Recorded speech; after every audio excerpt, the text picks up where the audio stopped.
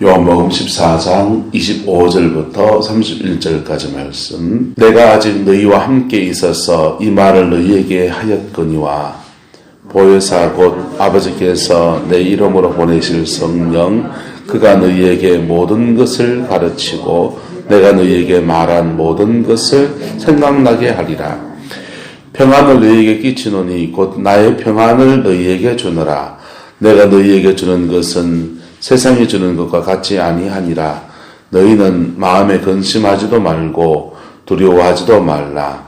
내가 갔다가 너희에게로 온다 하는 말을 너희가 들었나니 나를 사랑하였더라면 내가 아버지께로 감을 기뻐하였으리라. 아버지는 나보다 크심이라.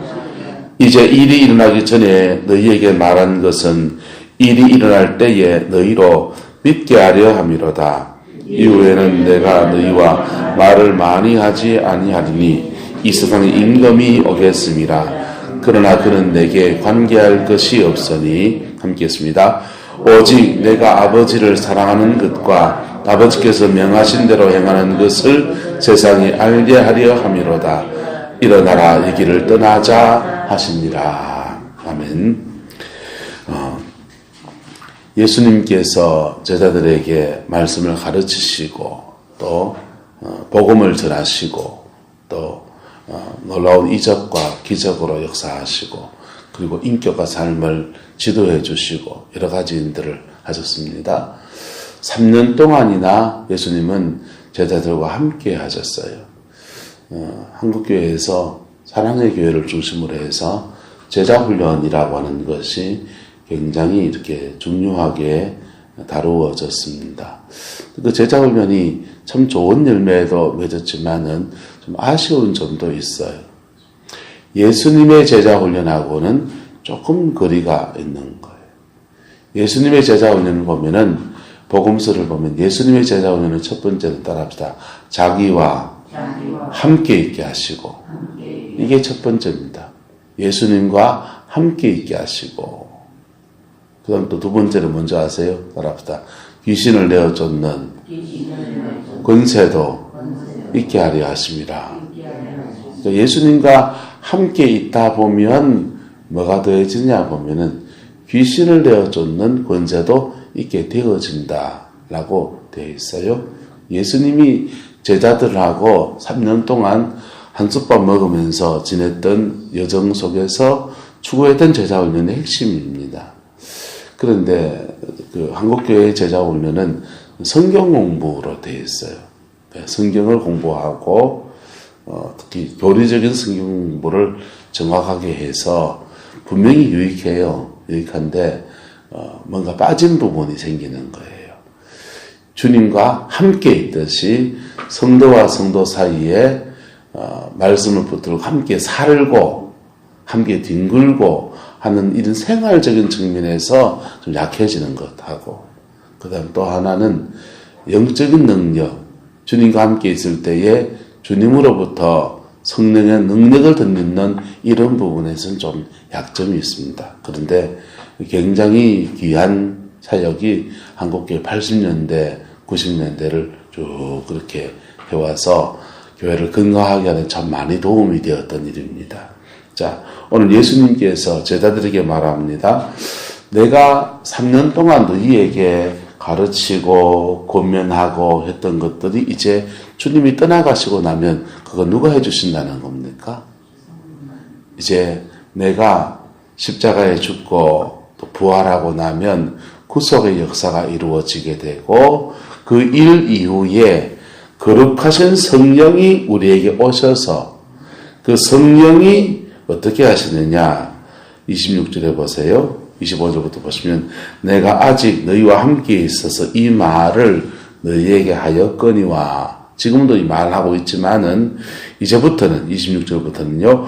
보혜사 곧 아버지께서 내 이름으로 보내실 성령 그가 너희에게 모든 것을 뭐하시고 가르치고 또 내가 너희에게 말한 모든 것을 뭐하게요? 생각나게. 할렐루야. 자, 성령이 가르쳐 주시고 성령이 생각나게 해 주실 것이다. 그러신 거예요.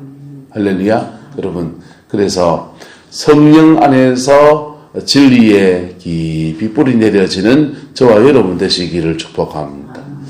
그러면 성령의 지시, 성령의 가르침을 이렇게 따라가는 삶의 여정이 되지 않겠습니까?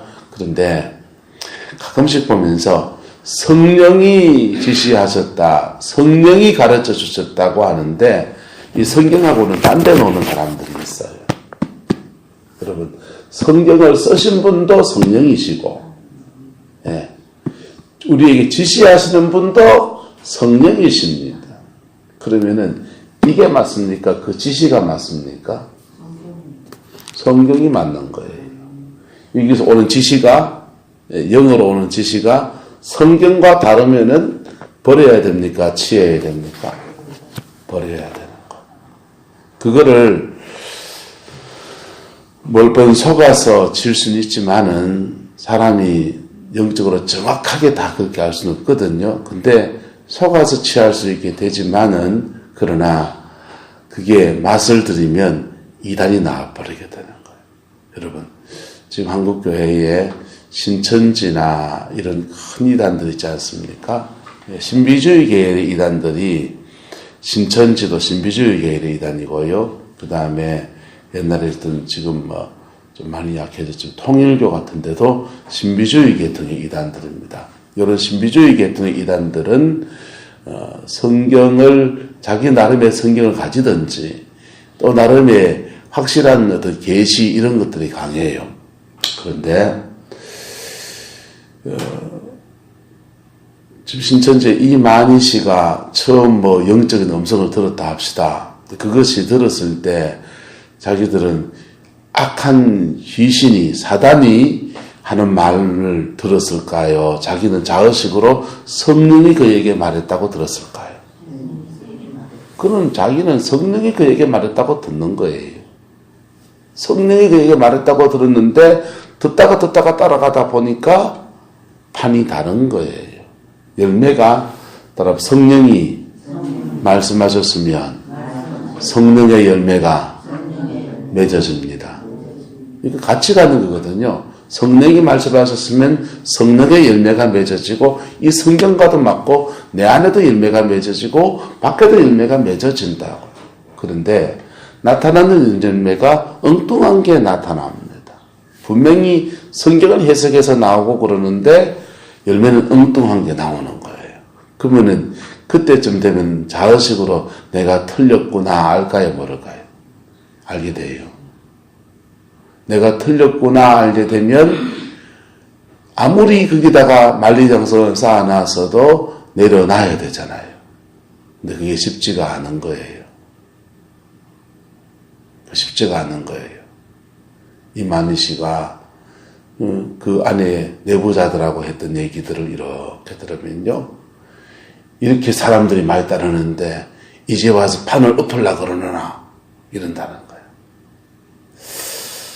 여러분, 그래서 말씀을 통해서 분별할 줄 아는 지혜가 저와 여러분의 있기를 축복합니다. 그게 없으면 성령이 가르쳐 주는 것 같고 또 사안을 보면 맞는 얘기를 하는 것 같은데 이상하게 엉뚱한 열매가 맺어지는 현상이 생깁니다. 제자들은 감사하게도 3년 동안이나 무엇을 배웠습니까? 예수님한테 삶을 보았고 거룩한 삶이 무엇인지 보았고, 하나님의 말씀을 들었고 진리 안에 다져지는 여정을 지나간 겁니다. 그리고 성령이 그에게 확 임해서 그 성령이 전혀 엉뚱한 다른 계시를 주는 게 아니라 모든 것을 뭐 하시고 가르치시고 지시하시고 하는데 내가 너희에게 말한 모든 것을 뭐하게 하시리라? 생각나게 하시리라. 할렐루야. 저와 여러분들에게 생각나게 하시는 그 은혜가 있기를 축복합니다. 그래서 성령의 충만함이나 성령의 강력한 역사를 받게 되면 둘 중에 한 가지가 돼야 돼요. 첫 번째, 성경 공부를 통해서 말씀을 잘 알고 그걸 경험하든지, 그러면 실수가 별로 없어요. 아니면은 성령 충만을 조준자 때 교회 나온 지 3개월 만에 막 맞는단 말이에요. 그러면 막 보이고 들리고 난리 납니다. 그런데 그리고 난 뒤에 말씀 속에 들어가든지 할렐루야. 어쨌든 간에 하나님의 말씀 안에 깊이 들어가는 그 은혜가 저와 여러분의 있기를 축복합니다. 성령은 그렇게 하신다는 거예요. 성령은. 근데 이걸 안 하고 억길로 자꾸 나가게 되면 심각한 상황으로 가는 사람들이 더러 나타나게 되는 것입니다. 그 다음 성령은 우리에게 뭐 하시냐 27절요. 평안을 너희에게 끼치노니 곧 나의 평안을 너희에게 주노라. 내가 너희에게 주는 것은 세상에 주는 것과 같이 아니하니라. 너희는 마음에 근심도 말고 두려워하지도 말라. 이랬습니다. 성령이 우리에게 주시는 일이도 뭐냐? 바로 우리 영혼 속에 깊은 하나님과 관계가 회복되어지는 평안이 주어진다는 거예요. 할렐루야. 그 평안은 어떤 평안이냐? 세상이 주는 것과 같지 아니하다 이랬어요. 세상은 우리에게 등 따시고 배부러 하는 것을 편안하다라는 겁니다. 따라합시다. 평안이냐? 편안이냐? 여러분, 돈 많고 등 따시고 배부르고 자식들 걱정 안 끼치면은 막 우리는 얼마나 행복할 것 같아요. 그죠? 근데 그거를 편안이라고 하는 거예요. 편안한 겁니다. 성령이 주시는 평안은요, 고난이 올지도 모르지만은, 시험이 올 수도 있지만은, 그 속에서도 주님의 은혜 아래에서 평안한 거예요. 할렐루야. 심령의 평안인 것입니다. 기독교 역사 안에서, 세계 종교 역사 안에서 가장 많은 순교자는 이 기독교에서 있습니다. 초대교회 때부터 지금까지요. 그런 순교자의 여정을 걸어간 사람들이 죽음 앞에서 달달달달 떨면서, 여러분 보세요. 사람들이 억울한 죽음을 죽으면 그 죽음 앞에서 어떻게 합니까? 살려달라고 애걸복걸 하다가 그 다음에 너 나한테 그렇게 하다가 천벌을 받을 줄 알아 하면서 악담을 막 하다가 그리고 툭 죽는다고요. 그런데 기독교 역사에 많은 순교자들이요, 그의 죽음 앞에서 그 죽음 너머에 영원한 천국에서 자기를 받아주는 하나님의 사랑 앞에 그러면서 또 심지어 자기를 죽이려고 하는 사람들에게도 저에게도 주여 저들의 죄를 사하여 주옵소서. 저들이 하는 것을 알지 못하나이다. 또 환난과 그 순교까지는 아니어도 환난과 핍박 중에서도 가시밭에 백합화, 가시밭에 백합화, 가시에 막 찔리지 않습니까? 그럴 때 너 찌르냐? 나도 찌른다. 내가 나를 찌르다니 내가 속이 고프다. 이게 보통 인간이라면 예수 안에 성령 충만한 사람들은 가시에 찔리면 그 속에서 백합화의 향기를 오히려 나타내면서 선으로 악을 이겨나가 버리는 거예요. 할렐루야. 이게 성령이 우리에게 베푸시는 평안인 것입니다. 성령이 우리에게 오셔서 구원의 역사를 이루시고 우리에게 말씀을 깨닫게 하시고 기억나게 하셔서 환경 속에서 말씀 붙들고 성리케 하시고 그리고 우리의 내면 속에서 한없는 평강을 주시고 그렇게 예수님의 가르침을 제자들 안에서 이루어가겠다는 것. 성령은 예수님 안에서 제자들 안에서 예수님과 함께 동행하고 함께 생활했던 3년 동안의 모든 여정을 똑같이 성령이 너희 안에 함께 해주겠다. 따라 이것을 내적인 성령, 우리 안에서 내주하시는 성령의 역사인 것입니다. 저와 여러분의 이 성령의 역사가 충만하기를 축복합니다. 또 성령은 나를 통해서 딴 사람들 일하시기도 합니까? 안 합니까? 나를 통해서 다른 사람에게도 일하시기도 하는 거예요. 그럴 때는 예수님이 하셨던 일을 어제 나눴던 대로 너희도 할 것이고 이보다 더 큰 일도 하리니 그러신 거예요. 자, 성령이 오셔서 제자들 안에서 예수님이 그들과 함께 해주셨듯이 예수님이 그들에게 말씀을 주셨듯이 우리에게 내면 속에 기억나게 하시고 깨닫게 하시고 인도하시고 하셔서 말씀을 주시고 우리 안에 평강을 주시고 우리를 통해서 주님의 거룩하신 일들을 이루어 가시고 그 일들 다 하시겠다라고 하는 것입니다. 할렐루야. 자, 제자들은 이렇게 예수님과 3년 동안 공생애를 같이 하면서 말씀을 듣고 배우고 그리고 성령 안에서 영으로 교제하는 삶을 살게 된다면 우리는 제자들하고 상황이 좀 다르잖아요. 육신으로 예수님과 바깥 직무 받습니까? 예수님하고 같이 오병이의 기적의 자리에 함께 바구니 들고 쫓아다니게 봤습니까? 예수님과 함께 예루살렘 여정을 올라가면서 나사로가 살아나는 것을 봤습니까? 그런 거 본 적은 없어요. 예수님이 보내심을 따라서 12시 짝을 지어서 막 거울에 동네 다니면서 복음 전하고 귀신 쫓아내고 병 고치니 해봤습니까? 그렇게 예수님과 공생애를 같이 하진 않았습니다. 하지만 성령 안에서 영으로 그 성령 안에서 예수님이 제자들과 함께했던 여정과 비슷한 여정을 우리는 살아온 것입니다. 할렐루야. 그렇게 살다가 또 성령을 사도행 2장의 성령을 위로부터 강력하게 임하시게 될 때에 우리는 우리와 함께 하시는 성령 내주하셔서 우리에게 깨닫게 하시고 알게 하시는 성령 외에 우리를 통해서 놀라운 주의 일을 이루어 가시는 성령의 역사를 경험하게 되어지고 그리고 그 여정 안에서 믿음의 결국 마지막까지는요 천국 가는 여정을 걷게 될 것입니다. 오늘 본문에서 특별히 저와 여러분이 기억해야 될 것은요 여러분에게 성령이 기억하게 하시는 거 이것이 여러분 안에 늘 머물러 있기를 축복합니다. 그리고 성령이 이걸 기억하게 하시는 여정을 이렇게 하다 보면요 제 경험입니다. 제 경험인데 성령이 기억하게 하실 때에 내 생각에서 싹 떠올라요. 내 생각에서. 저는 주로 제가 설교했던 내용이 떠오릅니다.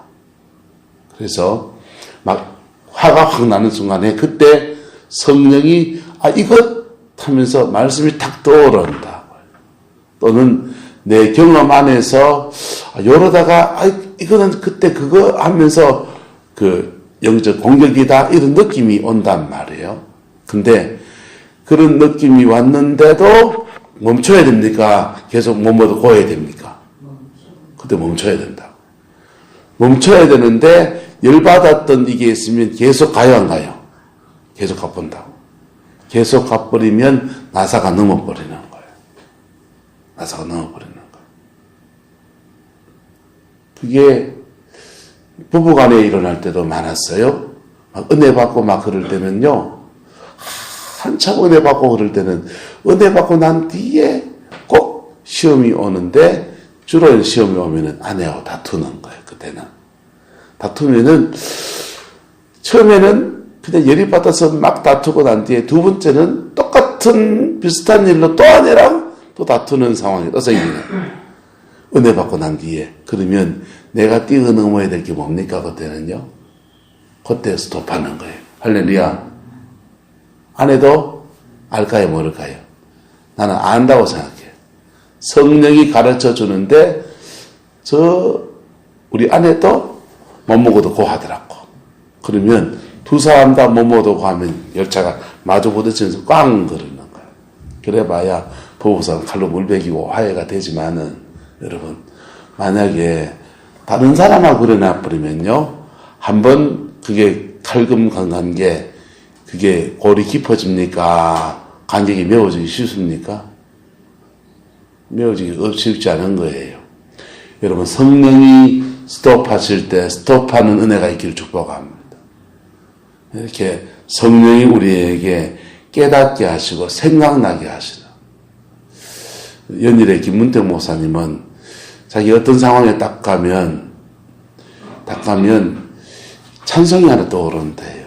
그 사랑 얼마나 아름다운지, 그 사랑 얼마나 나를 부욕해 하는지. 이 찬송이 확 떠오르면 맞아, 내가 어떤 은혜를 입었는데 이렇게 마음이 딱 돌이켜진다는 거예요.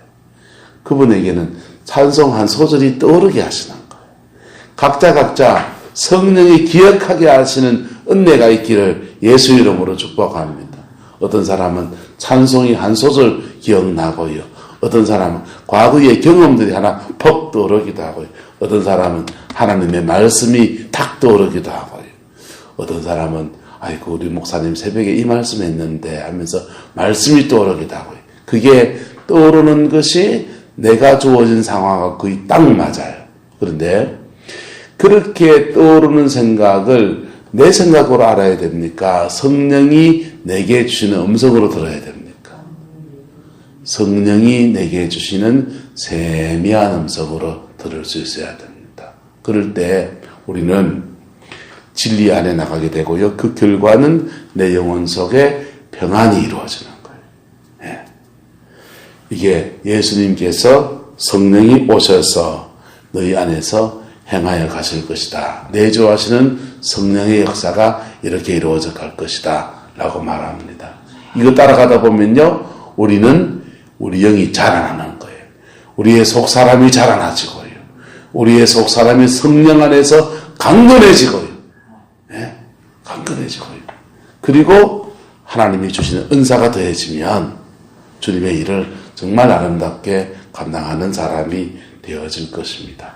저와 여러분이 그러한 사람 되기를 예수 이름으로 축복합니다. 기도하겠습니다. 사랑과 은혜가 많으신 아버지 하나님, 오늘 주님이 성령을 약속하신 것을 보았습니다. 진리 안에 온전하게 서서 주님의 영광을 이루어가는 그 믿음 저희에게 있게 하옵시고, 아버지의 거룩함 가운데서 온전하게 서서 하나님의 뜻 안에 완전한 믿음의 여정 걸어가는 저희들 에게 축복하여 주옵소서. 여호와께서 함께해 주시기 원합니다. 예수님의 이름으로 축복하며 기도드리옵나이다. 아멘.